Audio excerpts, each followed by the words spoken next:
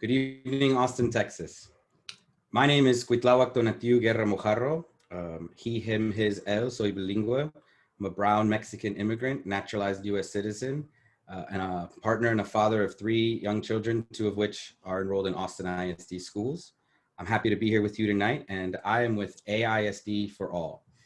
AISD for All is a diverse coalition of parents, educators, and community leaders working to promote equity and social justice in the Austin Independent School District. Our goal is to amplify the voices of all students, families, and educators within AISD, and to shine a light on issues facing the district's historically marginalized communities. We seek to engage the wider community on these topics, encourage informed voting in school board elections, and advocate for a strong public education for all students. We are conducting several candidate forums so community members can get to know candidates better and understand where the candidates stand on issues of importance to all of us. As this is our first community event, we want to tell you more about our vision for AISD, which can be found on our website, aisdforall.org. We believe in a thriving AISD that excels at educating all students in the district. To achieve this, AISD needs to serve every student equitably by increasing district-wide engagement and implementing recommendations of a third-party equity assessment. Prioritize a strategic enrollment plan that keeps pace with the increase in Austin's K-12 aged population. Ensure that educational policy is research-backed, thoughtfully developed, properly resourced, and provides meaningful, culturally relevant instruction. Seek authentic student feedback to better understand students' views on what works and what doesn't. Reinvest in Austin ISD as the most important public good we share as a city instead of closing and selling schools. We believe trustees should represent, serve, and fight for all students in Austin ISD. As such, we support trustees who consider how board decisions affect all students in the district, not just those in their own. Engage the entire AISD community, identify shared values, and serve as the community's representatives and advocates. Commit to transparency, knowing that trust and respect can only be earned through open dialogue. Lead confidently and with humility. Make deliberative decisions that are clearly communicated. With these goals in mind, AISD for All seeks to increase public engagement across the Austin community and promote informed involvement in AISD school board elections. Now, on to today's forum. Well, excuse me. Before we begin, let me bring on a dear friend of mine, Laura Yeager, leader of the Texas Educators Vote and an AISD for All member regarding voting in upcoming AISD school board elections. Welcome, Laura. Thank you, Cuitlawak. It's nice to be here. I also am the parent of 3 Austin ISD grads. The latest just graduated this last spring. I just want to talk a bit. I know people get excited to vote in presidential elections, although Texas has been found to be last in civic engagement and usually last or almost last in voter turnout. You know, education is always on the ballot, and it is on every single level of the ballot. I mean, from the president down through Congress, through our local elected officials. So I'm going to take a minute just to tell you guys a few things that happen at each level, and then tell you specifically what happens, what the school board's responsible for, and then just remind you of a few election dates. So, I mean, the highest elected official in our land is the president. The federal level accounts for about 8% of education funds. The president appoints the Secretary of Education, which is approved by the Senate. The current Secretary of Education, I'm sure we know, is Betsy DeVos. Congress allocates education funds, and they set the parameters for federal testing accountability requirements.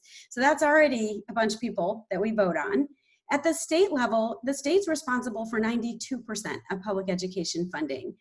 The governor appoints our Commissioner of Education, Mike Morath, who is making a lot of decisions which are affecting our districts and teachers and students every single day. The Texas legislature, the Senate approves it as well, but the legislature determines school funding and passes legislation on testing and accountability at the state level within the framework, and ours goes past what the federal requirements are every single year. And then the State Board of Education, we have people to vote for on all of these issues. The State Board of Education writes the curriculum and approves and denies new charter applications. So then down to the local school boards, which is what we're talking about today, and they have very distinct responsibilities as well. They hire the superintendent and set the goals for the superintendent through the scorecard. They pass district policies, how long you can talk at a board meeting, lots of different, every district policy. They determine how funding is distributed within the district, which is a big issue of equity that we may be discussing. They put out bonds to address school buildings and infrastructure for election. They set the tax rate for school property taxes. They pass the school budget, and they have final decisions on firing of teachers. So it's super important. So as I mentioned, it's at every level of government. So we're excited people are here to learn about their school board candidates so they can be educated and informed voters. I'm gonna mention just a few key dates. The last day to register to vote in this November election is October 5th. It's coming up.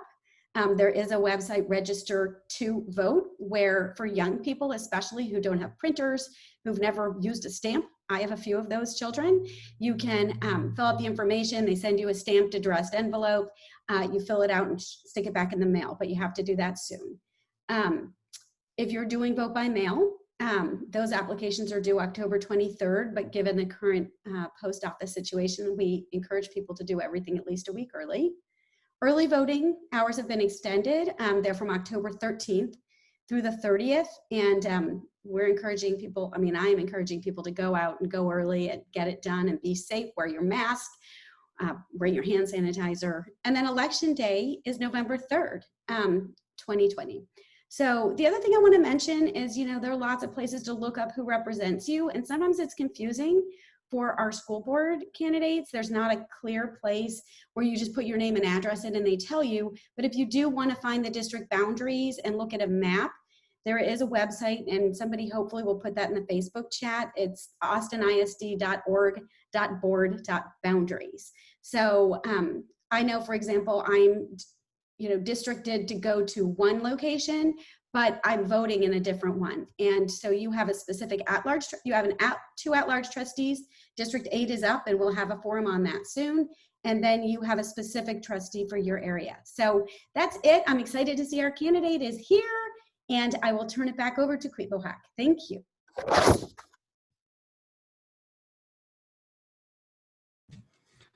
Thank you for that information, Laura. There's definitely a lot of dates to keep in touch, intact, so that you can stay informed. AISD for All is also holding forums with the other candidates and the other district races. And in order to kind of spare you the dates, just remember the day Thursday. So next Thursday, we'll be holding a forum for District 5, the following Thursday for District 2, and then on 3 Thursdays from now, on October 1st, we'll be holding a forum for the at-large or District 8 race. So Thursday is must-see TV here for AISD for All. So we are now joined by Dr. Kevin Michael Foster, sole candidate for District 3. Welcome, Dr. Foster. We'd like to start by asking you to introduce yourself in 1 minute or less, and we'll give you cues for time. But please tell us who you are and why you are running. Sure. So good to see you all. I'm Kevin Foster, running for the North Central Austin AISD seat of which is District 3.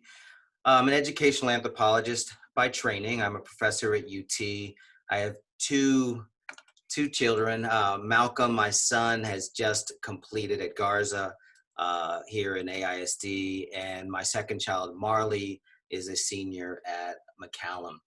The briefest way to say it is that I've been in the education game for about 28 years, and everything from classroom work to founding student programs to teaching at the university level, and I'm sort of ready to jump in from a new structural positioning and a new role, with a deep interest in seeing, as we say, educational opportunity maximized for all of our kids, which just simply hasn't been where we've been ever in this country. Thank you very much, Dr. Foster. We have several questions for you tonight. Of the over 8,000 students in District 3, 90% are economically disadvantaged, while 65% are labeled as English language learners or emergent bilinguals. What can Austin ISD do specifically to best serve these students and all of the students in District 3? So District 3 is just this richly diverse, well, as your numbers just indicate, it's a richly diverse student population that also has a large number of English language learners, large number of new immigrant students, large number of low-income students. When you get on the ground, what you see is what you see everywhere, which is that parents and family and community that love kids and kids who are ready to learn. What we haven't done well enough is align ourselves to the local community, the local desires, the local assets in order to build up teaching and build up programming that just pulls the kids in and supports them and sees them through. So I want to see, as some of the teachers that I talk to say, they want to see D3 on the map. And D3 is like a sleepy district in a sense that doesn't historically get as much attention as some of the ones to the west, and even D1, which is another like richly fabulous district. But somehow we don't hear about Navarro, what used to be Lanier, quite as much. And we have lots that we can be doing there. So in a sense, I want to see resources come into D3, not in an unfair, inequitable way, but I want to see more resources and more honoring of on the ground generated possibility. What are some of the possibilities that you see for District 3? What do you think it's capable of? What do you hear on the ground that people want to see come out of those All right, changes? so let's say we have McCallum, right? And one of the things that's really crazy is like you can talk about different schools, even though they're not physically located in the district, but half your kids go there, you know. So McCallum is not in District 3, and yet here's McCallum, like right over the edge. And McCallum has a fine arts program, and it's wonderful. What if what we had going through, instead of like just simply musical theater, which is wonderful, and my children have loved it, what if we were building up programming that said, you know what, Burnett Middle has this mariachi program that is stellar and amazing. And we want to see all those kids who are so into that and so excited by that aspect of the fine arts. We want to see that threaded through from elementary through middle into the high school programming. So there's something, it's just like low hanging fruit, like just one example of something that is a particular fine arts programming that's resonant, but can be built up more. At Navarro, you have Viking Video Productions, right? So you have all these kids doing this work in collecting oral histories and shooting and doing this kind of video production work that can be like just built up and built up and built up. And right now it's busting at the seams. Despite promises that these video facilities would be built up, they haven't been built up yet. 2017 was a couple years ago. So when is some of those resources that would come quite quickly into some areas, when does Navarro see them? When does District 3 see them? Thank you. On to the next question. One of AISD for All's main tenets is the belief that Austin ISD needs to commit to directly seeking student feedback of their own education. How do you plan to engage students and integrate their feedback? Oh man, I love that one. So one of the things that many elected officials have are what they'll call kitchen cabinets, right? So they'll have this small group of folks that they vibe with, that they work with, that live in the same community, kind of meeting regularly. I'd really love to do that with students. and create a pipeline to leadership where when it comes to figuring out what should be done in a community, on a campus, district-wide, that I'm regularly kind of structured in a reality where I'm asking high school students, asking middle school students, and we can do that in a way that is seamless with their educational possibilities and trajectory. So in other words, have a student group at Navarro, have a student group at Webb, have a student group at Burnett that I'm meeting with regularly and hearing from regularly, which is something that could make me a better trustee because I've heard more from the kids, and it also positions our kids as the leaders that they can be because they are feeling the impact that they are having, and they're experiencing what it's like to be listened to as authorities. So you mentioned middle school and high school, and kids will say the darndest things. And from the mouth of babes, you'll hear the truth more than ever. Do you have any way to seek student feedback at the elementary level and integrate that feedback in as well? I mean, can imagine the same processes at the same time. While I am an educator, my specific experience goes from graduate school to middle school. So in a case like this, I think to be good at this, I would have to partner with elementary school teachers and leadership so that I can be positioned as a listener in a way that's developmentally appropriate, because I'm pushing out, not just out of my comfort zone, but out of my area of expertise in terms of facilitating those types of conversations. And yet, I like where you're going with this, which is that we should be listening across the dial, so to speak. Thank you. The next question deals with declining enrollment. Austin ISD has cited under-enrollment as a reason to close campuses, even as Austin's school-age population grows. What do you see as the biggest contributing factors to decreased enrollment, and what steps would you take as a trustee to address these? We have not done a good enough job serving our kids. It's as simple as that. And so many, like the overwhelming majority, everybody wants to do the best that we can do, but we haven't built out our structures and built out our systems and built out our support for teachers and structured into possibility, the consistent caring relationships that will result in families choosing to enroll. So where does the Black student population disappear to? It disappears to outlying suburbs with the idea that it's going to be better there. Where does so much of our Hispanic population go to? They disappear to charter schools where they imagine it's going to be better. What they so often find is that it's not. Sometimes they'll say it was a wash. A couple times they'll say it was better. A whole lot of times they'll say it was worse. An on-the-ground, one-to-one conversation built in so that a teacher and the counselors and the APs and the principals are able to be out in the community and ask a family, what is it that you need? What is it that you want? And be listeners and say, okay, how can we build this into what we're doing at Padrone, whatever, name the school. Be the listeners, be the caring listeners that, first of all, you're doing good by doing that because folks are used to not being listened to. But then second of all, actually folding in what you hear into your programming.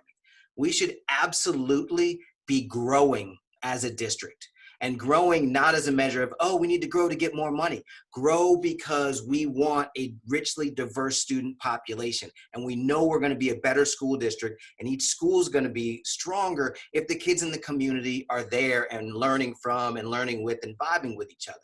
So a growth mindset is absolutely where we should go.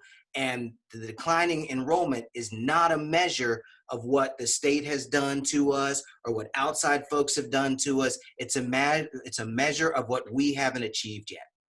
And so we need to be putting it on ourselves to be committed to the kind of loving educational system that naturally grows the district.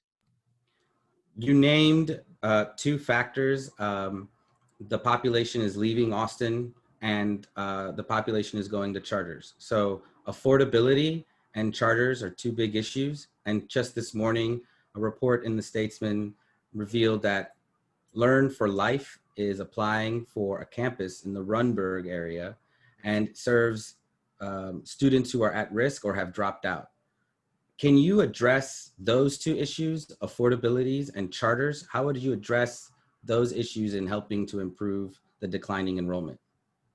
Well, there's not too much I can do about affordability in Austin in terms of property values and rents and that sort of thing. But that's a little bit of a red herring. I maintain that's a red herring. There's more kids here than ever in our city's history. So it's not affordability. Yeah, affordability is a problem, but that is not the root cause of us losing students.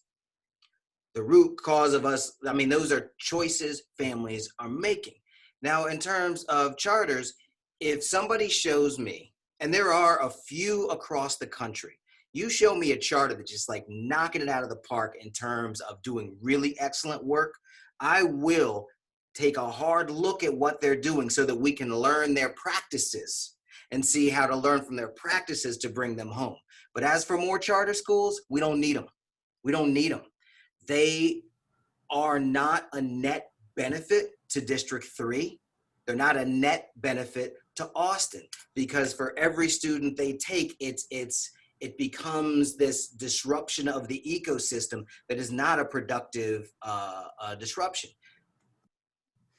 Our schools can be and should be serving our student body from a standpoint of inclusivity and from a standpoint of inclusion all the way down to the classroom level, which means building in the supports for those inclusionary practices. But that should be how we do our job. And by the way, it is mostly how we do our job, but our teachers are not consistently resourced enough to do it well, and sometimes are structured out of doing it well by rules that are not good rules. To wrap up this question, what is the reason you've heard parents say as why they're leaving the district? Because we're not doing a good enough job. I've heard parents say, I'm leaving because this is the experience my kid had with the second grade setup. Okay. Thank you. I get cut there. I mean, but yeah, so it's really direct. It's the problem is direct and the answer is direct. People are leaving because of an experience. The next question deals with communications and public engagement. Public engagement and communication have long been cited as challenges for Austin ISD. What specific strategies or board policies would you support to restore trust through communications and authentic engagement with parents, students, and the community at large? So to start on a positive note, there's a silver lining to every horror. And the silver lining out of this horrific pandemic experience is that we can use technology to communicate in more democratic and inclusive ways. And so when we look at going back to in-person meetings, we need to be taking the best of these technological moments and incorporating them in. There should never be another minute or another day where the only way you get to offer public testimony is by driving down to that Southfield building at 5 o'clock or whatever, rush hour. It's just a bad look. We dodged a bullet, ironically, with this pandemic, because we were going to end up having all our public meetings at a really incredibly inhospitable place in terms of its geographic location and how hard it is to get there via traffic. So now we can say, you know what? For public comment, you don't have to come in. We're going to soup up this technology and you can video the 1 minute or the 3 minutes or whatever. So that's one thing. Use the technology to ensure that any of the AISD folk can do public comment. Secondly, this 1 minute thing is ridiculous and everybody knows it's ridiculous and we need to fix it. Thirdly, which is to say longer opportunity for public comment. Third, we need to be much more transparent in board operations So how do things get onto the agenda? Right now, there's the 3 officers. They kind of set the agenda, but it's a little bit of a black box. If I want to know who is it that decided that the superintendent search was going to go this way or that way, I can't really tell if other trustees were advocating for it or why it didn't appear on the agenda at this time. So board ops meetings where agendas are set, more meetings need to be more public. And there will be time for executive session where legal issues have to be hashed out, but those should take place before a public meeting. And if a meeting is supposed to start at 7 and go public, it should start at 7 and go public and be public, not we say the pledge and then disappear for 3 hours into executive session. So I heard you say 3 things: the use of technology, the expand the amount of time people are allowed to speak, and more transparent board operations. More meetings need to be more public. Mm-hmm. Do you support the continued use of the executive session during general board meetings? Not during the time that we're supposed to be in public, no. Like I said, there is a need for executive session. There absolutely is, but that should be structured in a way that does not disrupt the public's opportunity to see what's going on and to engage. So if you start a meeting at 7 and we're going to have a tough executive session conversation, all right, start that at 4 and commit to 6:50. We're stopping so everyone could take a potty break, and then at 7, be on this dais because that's when we go public. Thank you. We're going to move to the next question, which deals with standardized testing. What impact does our focus on standardized testing have on students, and what policies and practices would you support to ensure meaningful learning opportunities and experiences for all students? So I was just in an Educators in Solidarity. They're having an unconference right now where some of us get the benefit of listening to teachers and principals and staff. And one of the points of conversation was exactly about the accountability system. And one of the ideas raised is to move, and a lot of folks have been talking about this for a minute. It's a matter of getting it to gain traction, move towards portfolios, move towards alternative assessment models, and building up and building on those. And the brave and hard thing that a school can do or a district can do is to embrace the alternative assessment model, even as the state is imposing its soul-crushing standardized model. That is really, really tough work because the state can be so punitive, right? So we can know that students are growing and we can measure their growth, and the state says, we don't care. So this isn't easy work, and it really takes a lot of courage and kind of stepping into risk to embrace what actually works. But we absolutely need to be moving towards alternative assessments. At the same time, we need assessments. We need to measure student learning. We need to be able to discern and see which students we are serving well and which students we are underserving. So even as we move towards stronger and more dynamic models, those models must never lose the capacity to tell whether we're serving white kids, black kids, brown kids, girls, boys, high income, special need, English language learner, etc. Again, this is tough work because we need robust, complex assessments, and we need to see where each of our students and each of our groups of students are. For the role of the school board members and trustees are to hold the superintendent accountable to a scorecard. That scorecard often uses the state performance metrics, which rely almost entirely on standardized testing. What metrics besides assessments, standardized or alternative, what metrics would you use to measure student outcomes and hold the superintendent accountable? Well, you measure student outcomes through an assessment of some sort. You have to have some assessment in place and can be dynamic about what maybe I'm not quite getting the question. Maybe I'm not doing a great job of asking it.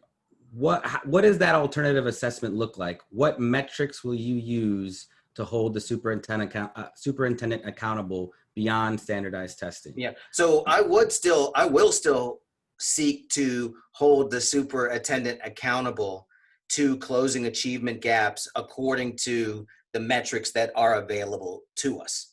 So that's not going to go away right away, and it can't go away right away because of the time it takes to put some alternatives into place.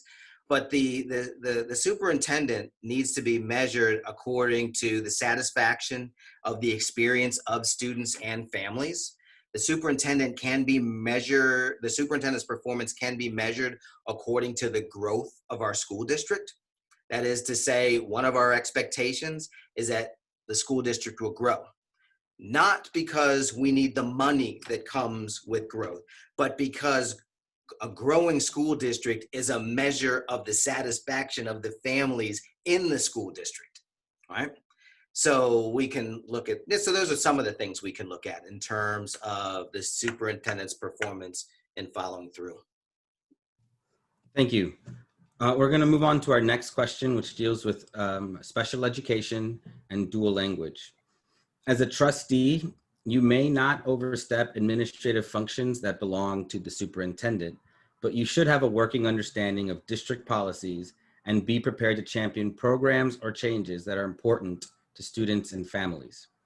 Please share your understanding of the district's current bilingual and special education programs and their respective roles in achieving equity.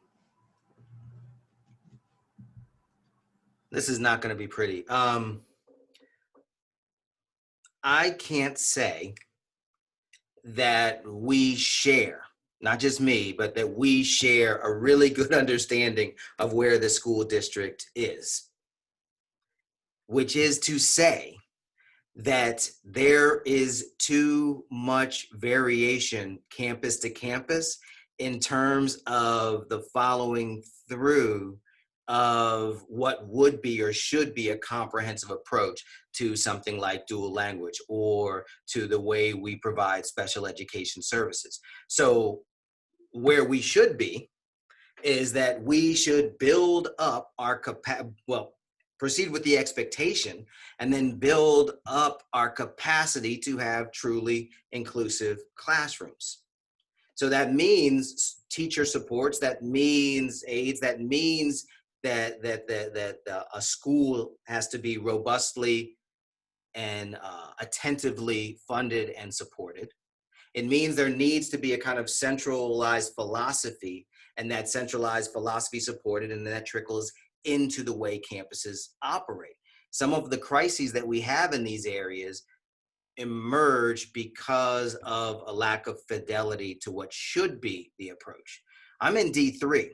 I want to see dual language offerings just all over the map. I want to see multilingualism as an expectation. That is where our kids should be going, where the celebration and appreciation of their heritage, the variety of heritages represented, come into the school and are supported. So that should be school to school, and that should be up mandated. That should be the expectation from above, and that should be allowed in every school. Thank you. The next question has to do with outside funding or social capital or just connections and the effect on equity. Some Austin ISD campuses enjoy disproportionate advantages due to wealthy, well-connected parents who are able to bring significant outside funding and resources to their schools. Are there any steps you would take as a trustee to try to address the resulting inequities between campuses?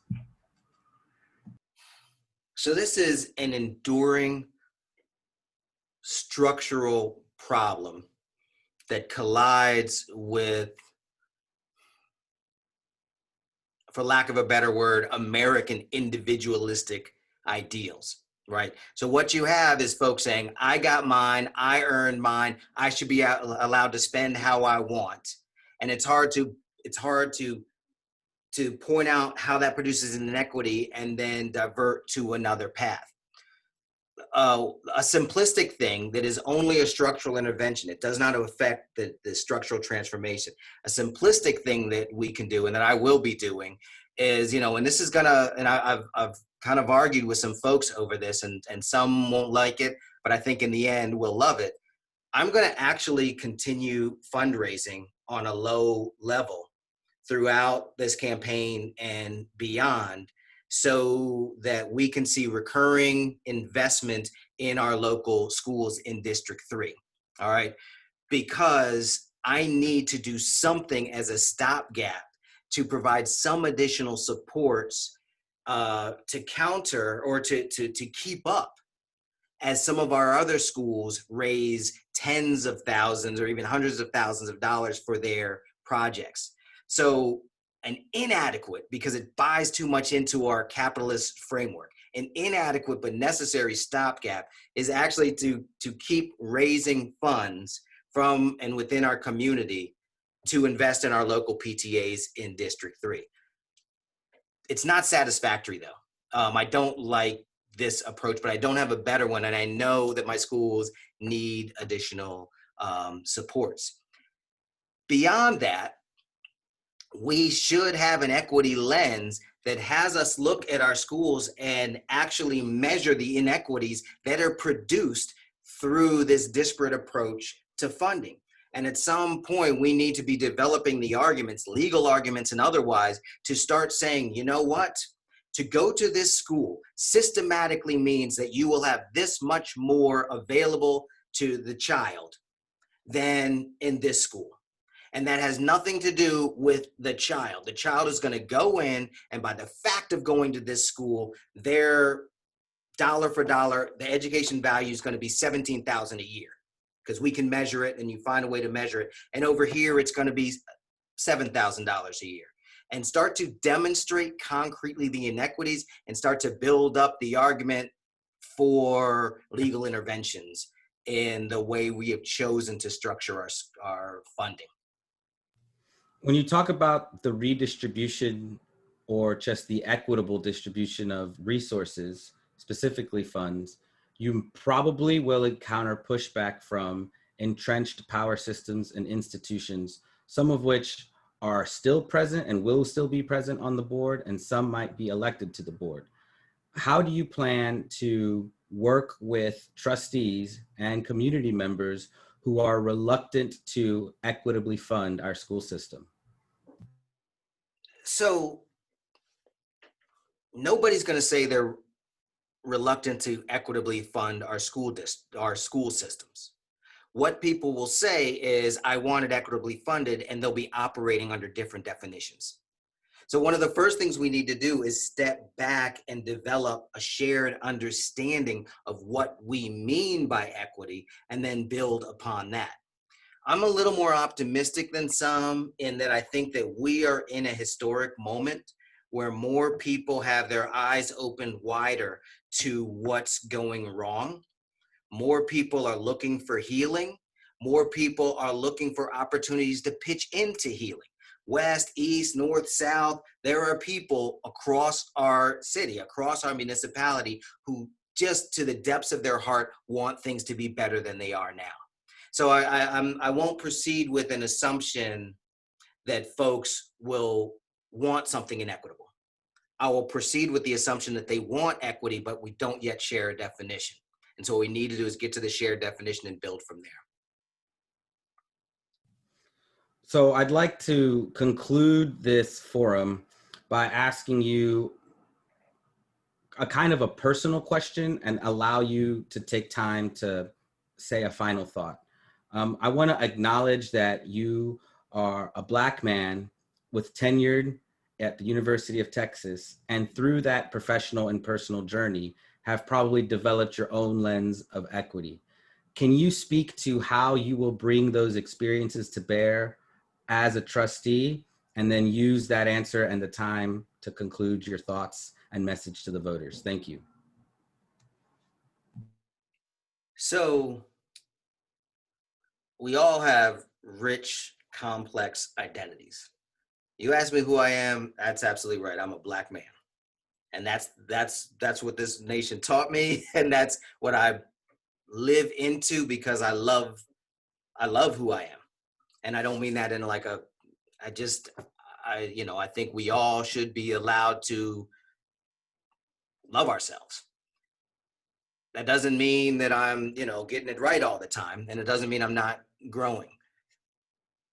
We should have, what I've learned as an educator and what I live as an educator, is that all of our kids and all of our families, everybody has this just well of beauty within them that is not a Eurocentric defined beauty that they need to be invited to live into. For some, because they fit a kind of Eurocentric model of what wholeness is, what achievement is, what beauty is, it's an easier path for them. The world already tells them they're beautiful.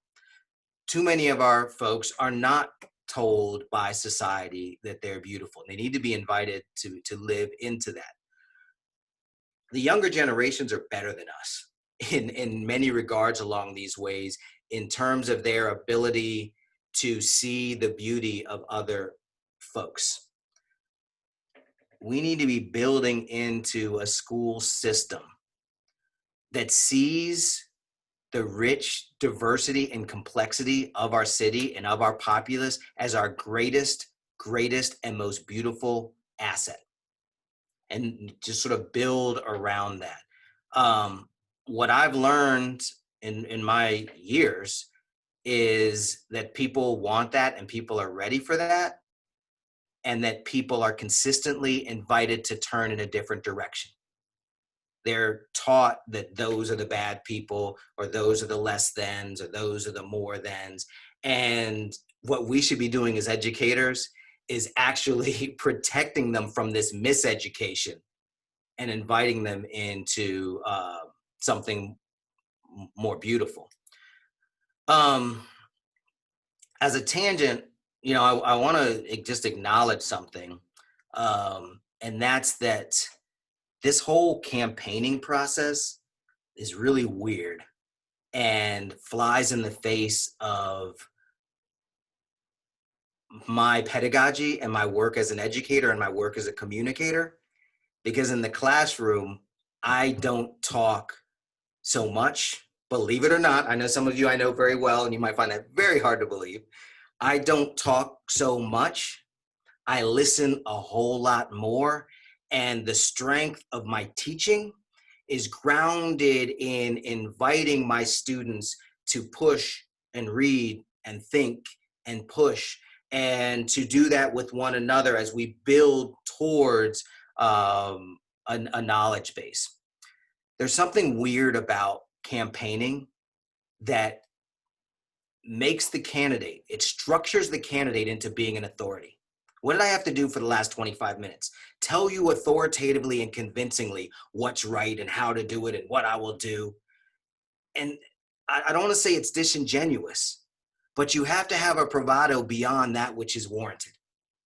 And we should be creating spaces where those of us who are going to be blessed for the position of, say, trustee or whatever elected official, somehow reform our structures so that what we're trained to be from jump is listeners.